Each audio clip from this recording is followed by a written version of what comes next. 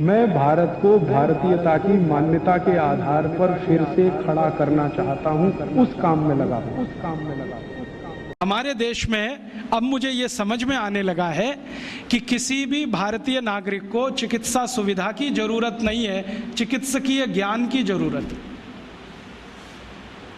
Health facilities नहीं चाहिए, knowledge चाहिए। नॉलेज की बहुत कमी, और इतनी कमी है कि पढ़े लिखे लोग उससे ज़्यादा पीड़ित हैं। छोटी छोटी बातें नहीं जानते। पानी को उबाल के पीना, ये इतनी छोटी सी बात है, लेकिन आज के समय की बीमारियों में सबसे इफ़ेक्टिव है, खासकर 3 महीने की ये जो। तो आप उनको बता दो भैया पानी उबाल के पियो, उबाल के पानी पीने से क्या होता है वो समझा दो उनको, 10 मिनट में समझ में आ जाए। फिर उनसे कहो कि खाना खाते हो तो कुछ ये खाओ ये मत खाओ, क्योंकि दिनचर्या ऋतुचर्या जो आयुर्वेद की है ना, वो जरूर सीख लो। दिनचर्या और ऋतुचर्या जरूर सीखो, आयुर्वेद की बहुत आवश्यक है। और आपको मैं एक किताब का नाम बोल के जाता हूं, इसको पढ़ो। भगवत गीता जैसे पढ़ी जाती है, रामचरितमानस जैसे पढ़ी जाती है, उस किताब का नाम है अष्टांग हृदय। इसका एक दूसरा नाम भी है अष्टांग संग्रह, पुराना नाम अष्टांग हृदय। ये किताब का जो स्वस्थ व्रत है ना, वो ऐसे पढ़ो जैसे आप धार्मिक पुस्तक पढ़ते हो, और उसको बार बार पढ़ो, बार बार पढ़ो तो याद हो जाएगा, कंठस्थ हो जाएगा। उसमें 2000 सूत्र हैं। ये सूत्र लोगों को बताना शुरू कर दो। छोटे छोटे सूत्र हैं, जैसे खाना खाने के बाद पानी मत पियो, स्वस्थ रहना है जिंदगी भर तो खाने के 1 घंटे के बाद पानी पियो। क्यों नहीं पिए वो आप सब जानते हो, सरल भाषा में उनको समझा दो। फिर उनको बोलो पानी पियो तो घूंट भर भर के पियो, सिप करके पियो, ताकि ज़्यादा लार शरीर में जाए, वात पित्त कफ तीनों संतुलित रहे। ठंडा पानी कभी मत पियो। मैंने दुनिया में ठंडे पानी पीने वालों को बहुत देखा है। यूरोप और अमेरिका के लोग चिल्ड वाटर पीते हैं, बर्फ़ का पानी फ्रिज में रख के पीते हैं। परिणाम जानते हैं क्या होता है? सवेरे जब टॉयलेट रूम में जाते हैं तो 1-1 घंटे बाहर ही नहीं आते। उनको पूछो भाई तुम क्या कर रहे थे 1 घंटे वहाँ? तो कहते हैं न्यूज़पेपर पढ़ रहे थे, मैगजीन पढ़ रहे थे। क्यों पढ़ रहे थे? स्टूल पास नहीं होता। क्यों नहीं होता? कॉन्स्टिपेशन है, जोर लगाना पड़ता है फिर भी नहीं होता। गाना भी गाते हैं मेरे सपनों की रानी कभी आएगी, फिर भी नहीं आती।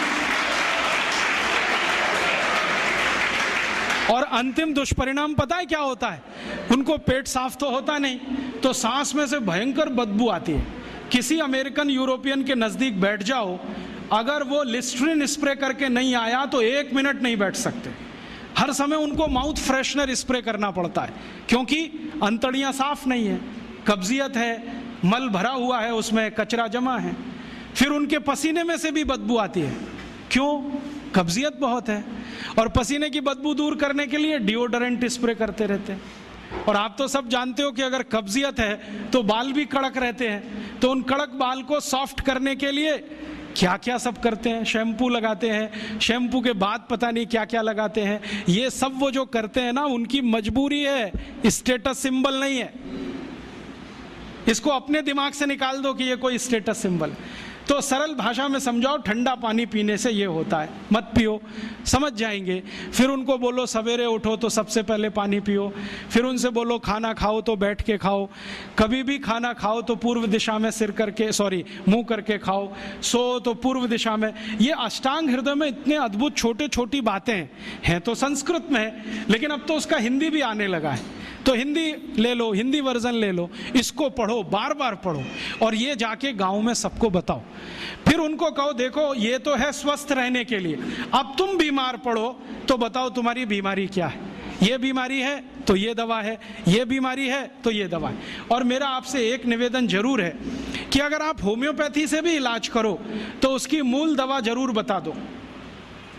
उनको ये ग्रीक और रोमन नाम में मत फंसाओ। आप कहोगे जी मैं तो ऑसीमम दे रहा हूँ, ये उनको कहो ये तो तुलसी का रस है भैया, तुम्हारे घर में फूलों से बनी हुई है, आसानी से मिलती है, जयपुर में मिलती है, दिल्ली में मिलती है। भंडारी वालों को अक्सर ऑर्डर दे के रखो, हमको इतनी भेजो। उनको जो पता चल गया कि आप प्रचार के लिए कर रहे हो तो मुफ्त में भी दे देंगे आपको। तो इस तरह से आप गांव गांव जाओ, छोटे छोटे शिविर लगाओ, गांव वालों को इकट्ठा करो। गांव वाले बहुत दुखी हैं, शहर वाले भी दुखी हैं वैसे तो, वो दुखी हैं इसका यही सबूत है कि रामदेव जी आए जयपुर में सवेरे 4 बजे तो सब लोग पहुंच जाते हैं वहाँ, पैसा भी देते हैं, समय भी देते हैं। और 4 बजे रामदेव जी कहें टांग ऊपर उठा लो तो उठा लेते हैं, कहें सिर नीचे कर दो तो कर लेते हैं, ऐसे कर लो तो कर लेते हैं। क्यों? परेशान है, दुखी है, शरीर उनका साथ नहीं दे रहा है। और इतने दुखी हैं कि रामदेव जी तो क्या, कोई टिम्बकटू आ जाए उसी के सामने वो आ जाएंगे, और वो दुनिया भर में घूम के आते हैं अपनी अपनी छोटी छोटी बीमारियां लेके।